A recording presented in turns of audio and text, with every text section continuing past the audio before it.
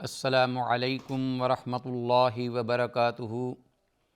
الحمد للہ وکفی وسلام علی عبادہ الذین اصطفی،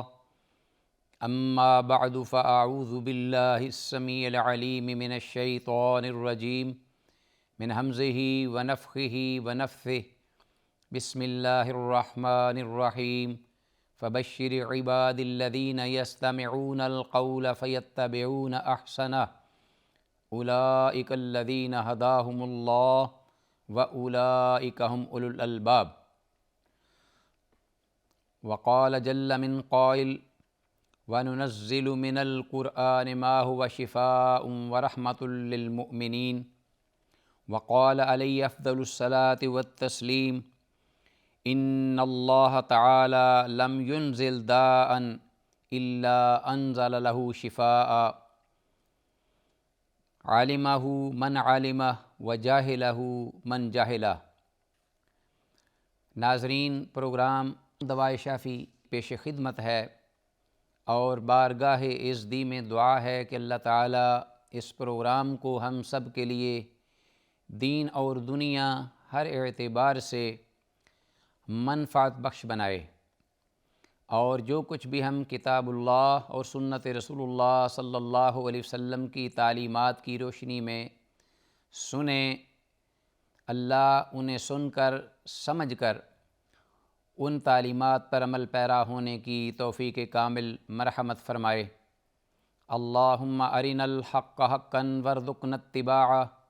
وارنا الباطل باطلا وارزقنا اجتنابہ، آمین یا الہ العالمین۔ ناظرین، آج کی اس نشست میں جس موضوع پر ہماری گفتگو ہوگی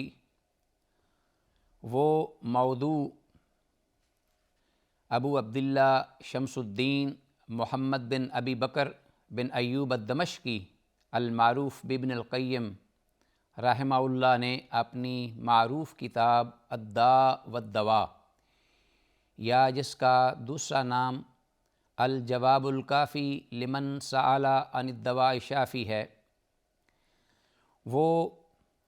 رقم کرتے ہیں ایک موضوع عنوان کے تحت،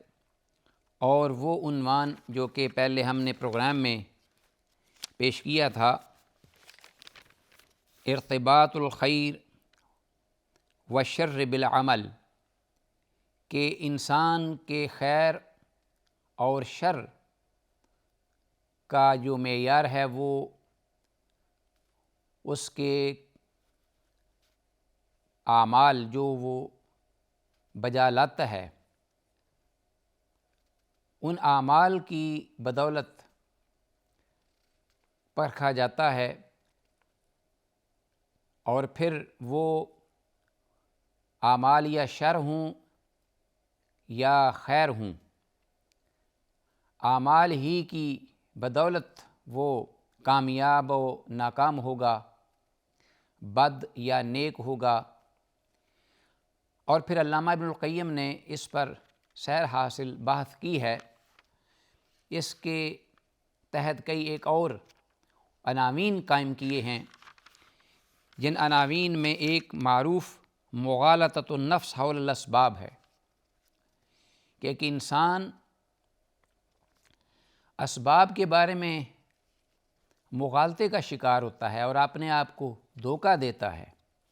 پھر عمل سے وہ پیچھے رہتا ہے، جس کی بنا پر وہ خسر الدنیا والآخرہ، قرآن حکیم کی اس آیت کے تحت دونوں جہانوں میں ناکام ہوتا ہے، العیاذ باللہ۔ علامہ ابن القیم رحمہ اللہ نے جو دل اور دماغ کے امراض ہیں، ان امراض میں سے اس شبہ کو یا مغالطے کو یا دھوکے کو شمار کیا ہے،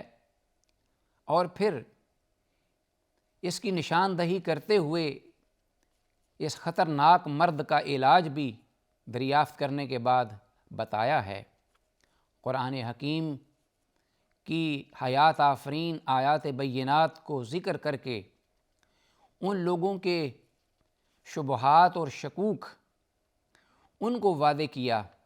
نشاندہی کی، اور حق بات ان کو بھی فائنڈ آؤٹ کیا۔ ناظرین، اس سلسلے میں انہوں نے کئی ایک اسباب ذکر کیے ہیں کہ جن کی بنا پر انسان اپنے آپ کو دھوکہ دیتا ہے اس عمل کی دنیا میں، اور پھر وہ اپنے تئیں مطمئن بھی ہوتا ہے،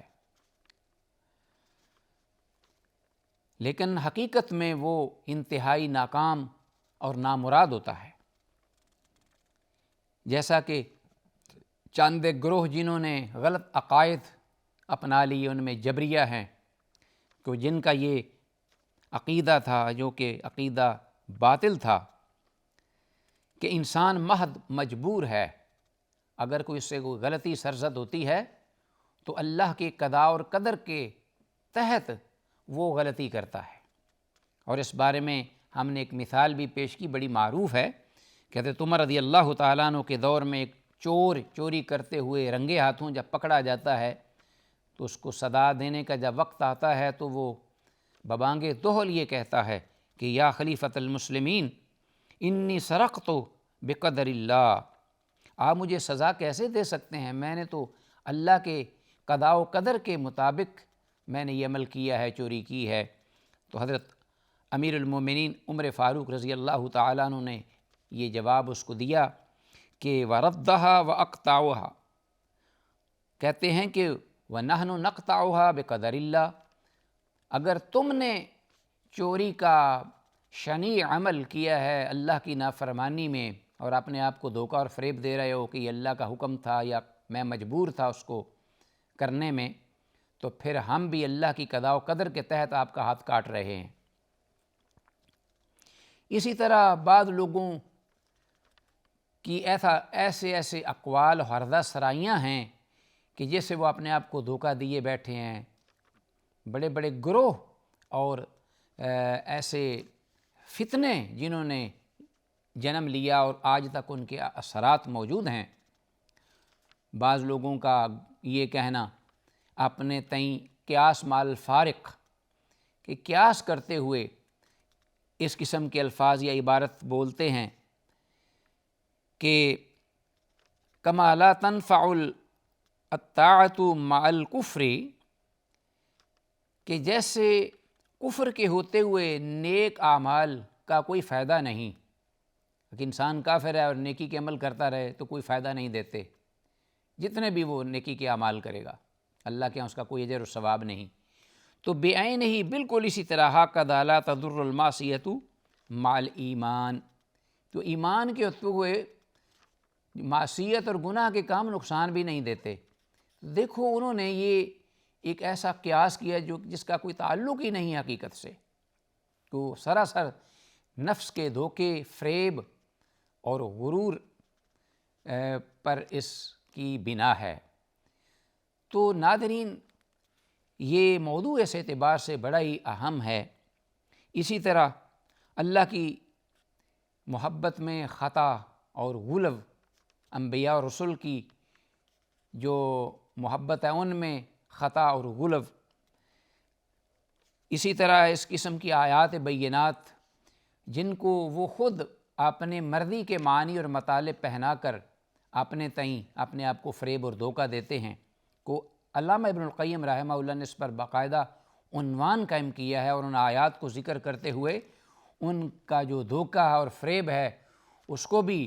واضح کیا ہے، بیمار ذہنوں کے لیے اور بیمار دلوں جن کو یہ مرض اور یہ بیماریاں لاحق ہیں۔ تو کتاب اللہ سنت رسول اللہ صلی اللہ علیہ وسلم کی جو نصوص اور دلائل ہیں،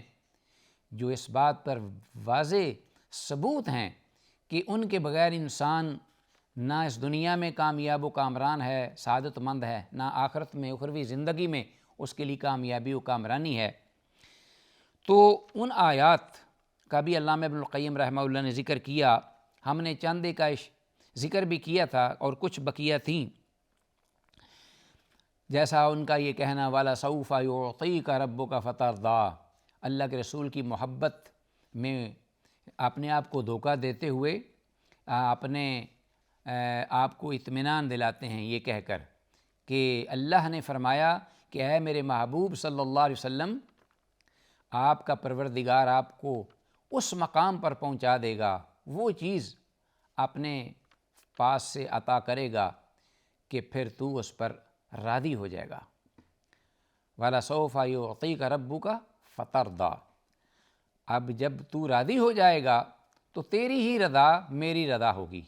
یہ اس آیت مبارکہ سے انہوں نے جو ہے مفہوم نکالا ہے۔ اور آگے اس کی بنیاد پر وہ کیا کہتے ہیں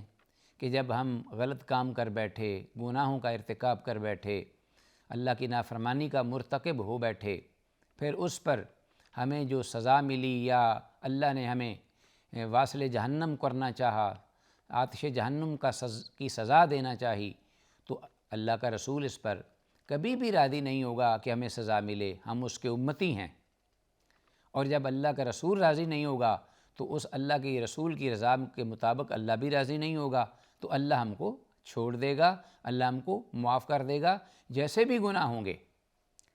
یہ دیکھیے علامہ ابن القیم رحمہ اللہ نے یہ بات ذکر کر کے تو فرمایا کہ وَهَذَا مِنْ أَقْبَحِ الْجَهْلِ وَأَبْيَنِ الْكَذِبِ عَلَيْهِ، کہ یہ انتہا درجے کا جھوٹ اور انتہائی گھنونا یہ جرم ہے جو کہ وہ رسول اللہ صلی اللہ علیہ وسلم کی ذات اقدس پر اور اللہ تعالیٰ کی ذات کے بارے میں گمان کر رہے ہیں۔ یہ مفہوم آیت کا نکال کر کہ اللہ کے رسول تو کبھی بھی نہیں راضی ہوں گے کہ ان کی امت کا کوئی فرد واصل جہنم ہو، تو جب نہیں راضی ہوں گے تو اللہ نے فرمایا کہ اے پیغمبر میں وہ مقام اور اختیار تجھے دوں گا کہ تو راضی ہو جائے گا، تو تجھے راضی رکھنا ہی اصل مقصود ہے۔ تو جس طرح بھی تو راضی ہو، اگر تیری امت میں کوئی فرد نہیں جانا چاہے اور تو اس پہ راضی نہیں تو ہم بھی راضی نہیں ہوں گے۔ حالانکہ بے شمار اور نصوص ہیں جن کو وہ درخور اعتنا نہیں، اس کی طرف مطلق توجہ نہیں ہے، اور وہ اس سے بھی کہیں زیادہ واضح دلائل ہیں کتاب اللہ سنت رسول میں جگہ جگہ نافرمانی پر پکڑ کے سزاؤں کے۔ خود رحمت للعالمین یہ فرماتے ہیں کل امتی یدخلون الجنت الا من ابا، رحمت للعالمین کی زبان، تو کیسے طرح راضی نہیں ہوں گے جو اللہ کی نافرمانی کرے گا کہ میری ساری امت جنت میں داخل ہوگی سوائے ان لوگوں کے جس نے انکار کیا۔ تو صحابہ نے پوچھا کہ من ابا یا رسول اللہ؟ قال من اطاعنی دخل الجنہ، جس نے میری اطاعت کی وہ جنت میں داخل ہوا، ومن عصانی فقد ابا، اور جس نے میری نافرمانی کی وہ منکر ہوا۔ تو رحمت للعالمین کے ایسے منکرین پر جو کہ اس اللہ کے پیغمبر کی اطاعت ہی نہیں کرتے، تو اس پر وہ راضی ہوں گے کہ یہ انہیں سزا نہ ملے؟ بلکہ ایک جگہ پہ تو یہ لوگ اس دعوے کے ساتھ یہ جائیں گے کہ ہم نبی کے امتی ہیں، اور پیغمبر حوض کوثر پہ جلوہ افروز ہوں گے، اپنی امت کو پہچان کر انہیں پانی پلا رہے ہوں گے کہ یہ لوگ جائیں گے جنہوں نے پیغمبر کی سنت کو پامال کیا ہوگا، اس امید پر کہ اللہ کے رسول ہمیں بھی پانی پلائیں گے، ہم ان کے سے محبت کیا کرتے تھے اور ان کی امتی ہونے کا دعویٰ کریں گے، تو فرشتے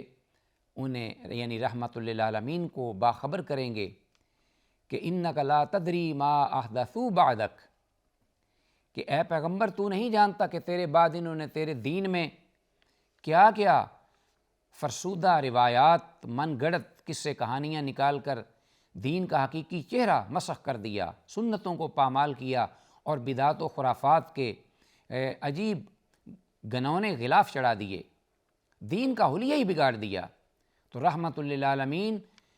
یہ بات جب سنیں گے تو آپ کا چہرہ انور غصے سے بدل جائے گا، رنگ بدلے گا، اور آپ فرمائیں گے کہ سحقن سحقن لمن غیر بعدی۔ ان الفاظ کی طرف غور کریں کہ کیسے پیغمبر راضی نہیں ہوگا کہ میرے نافرمانوں کو سزا نہ ملے، اور وہ اللہ کی رضا جو ہے وہ اس کا مطلب یہ ہے کہ پیغمبر چاہے تو ان کو چھڑا لے اور چاہے تو ان کو بچا لے اور چاہے تو ان کو جھونک دے۔ تو ناظرین، رحمت للعالمین یہ کہیں گے ہلاکت ہو تم پر، ہلاکت ہو اس شخص پر کہ جس نے میرے بعد میرے دین کو بدل دیا، لمن غیر بعدی۔ ناظرین، اسی طرح ہم نے ایک آیت جس کا تذکرہ علامہ ابن القیم رحمہ اللہ نے کیا ہے، اس پر وہ اپنے آپ کو دھوکہ دیتے ہیں، ان اللہ یغفر الذنوب جمیعا، کہ بے شک اللہ سارے گناہوں کو معاف کر دے گا۔ تو آیت کے کچھ حصے پر ایمان لانا اور کچھ حصے کو چھوڑ دینا، یہ ان کی عادت ہے انتہائی گھنونی، اور یہی جو اہل کتاب تھے اپنے ہاتھوں سے کلام کو لکھتے اور منسوب کرتے کہ ھذا من عند اللہ لیشتروا بہ ثمنا قلیلا، تو تاکہ وہ دنیا خریدیں، اور پھر اس کلام کو لکھ کر اپنے ہاتھوں سے، اللہ نے فرمایا کہ فویل لہم مما کتبت ایدیہم، کہ جو انہوں نے یا ان کے ہاتھوں نے لکھا یا کمایا ان کے لیے ہلاکت ہو، بربادی ہو، تباہی ہو۔ انہوں نے یہ گھنونے کام کیے کہ یؤمنون ببعض الکتاب ویکفرون ببعض، کہ وہ بعض کتاب کے حصے پر ایمان لاتے اور بعض کو اگنور کر دیتے، چھوڑ دیتے۔